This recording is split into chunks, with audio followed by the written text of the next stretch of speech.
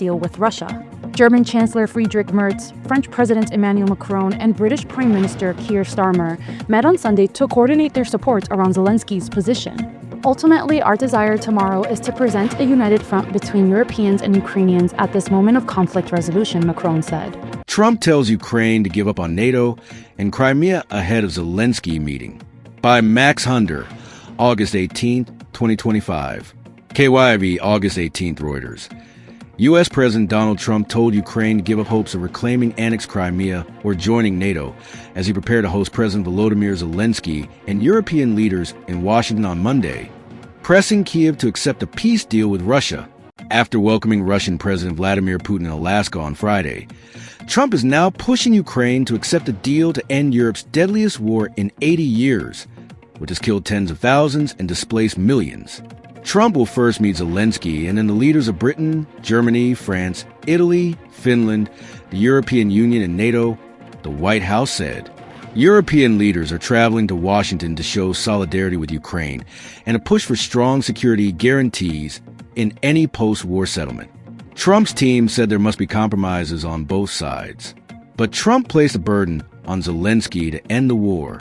His comments on NATO and Crimea, annexed by Russia in 2014, suggested he would press Zelensky hard at Monday's meeting. Zelensky can end the war with Russia almost immediately if he wants to, or he can continue to fight, Trump said on Truth Social. No getting back Obama giving Crimea 12 years ago without a shot being fired. And no going into NATO by Ukraine. Ukraine and its allies have long feared Trump might push an agreement favorable to Moscow.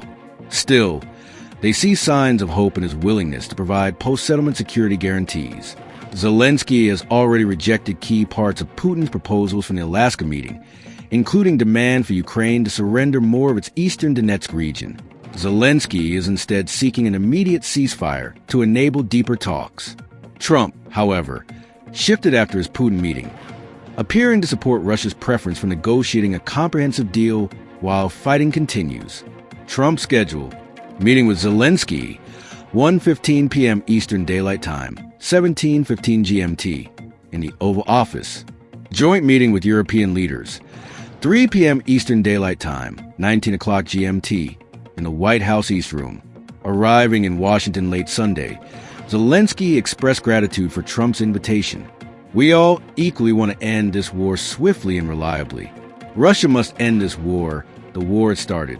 And I hope our shared strength with America and Europe will compel Russia to real peace. Meanwhile, Russia launched overnight missile and drone attacks on Kharkiv, Ukraine's second-largest city, killing 7 people, including 2 children. Local residents described destruction of residential blocks as firefighters battle flames.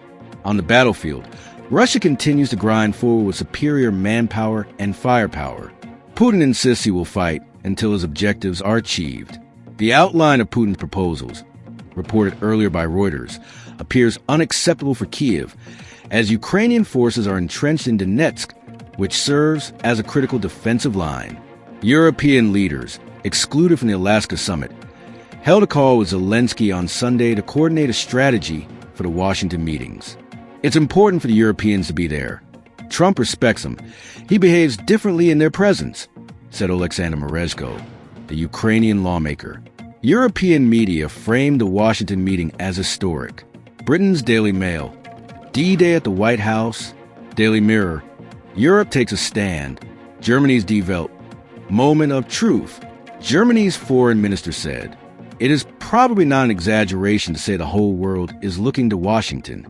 Relations between Kyiv and Washington have been rocky since Trump returned to the White House in January. But Ukraine still depends heavily on U.S. weapons and intelligence. Reporting by Max Hunder, Tom Baumforth, Trevor Honeycutt, Sabine Woolrab, Vitaly Nidiai, Tim Kelly, Fabian Hamaker. Writing by Matthias Williams.